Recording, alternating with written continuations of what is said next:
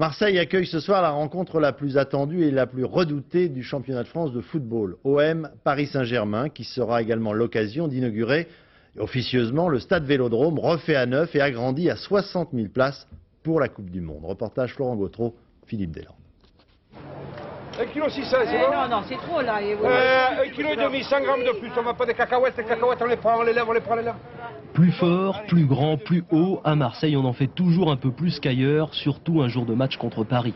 Plus fort, le poissonnier qui remet le client à sa place. Plus grand, le nouveau bar de supporters à 2 pas du Vieux-Port. Plus haut, comme cette photo de Zidane, l'enfant du pays, premier signe avant-coureur de la Coupe du Monde en Provence. Le stade Vélodrome ne pouvait échapper à ce gigantisme. Les supporters marseillais déploieront ce soir le plus grand maillot du monde, le tout devant 60 000 spectateurs dans une enceinte toute neuve. Pourtant, le stade ne fait pas l'unanimité chez les supporters qui lui ont déjà trouvé un surnom, l'enrhumeur.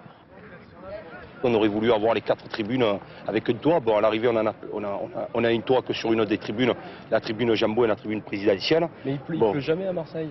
Il pleut jamais, il pleut souvent. Hein. L'hiver, c'est un hiver comme un autre, hein, je veux dire.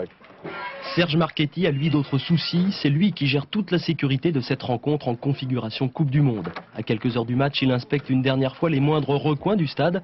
Tout doit être parfait pour les spectateurs, mais pour les joueurs également. Donc là, on est dans le vestiaire de l'Olympique de Marseille.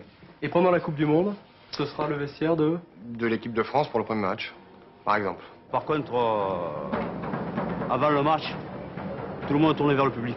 Sous la tribune sud, c'est le dernier briefing pour les 150 stadiers et les 30 mètres chiens. Leur rôle, accueillir, écouter, mais aussi contrôler et filtrer les 60 000 spectateurs. La répétition générale aura forcément du bon à 2 mois du mondial.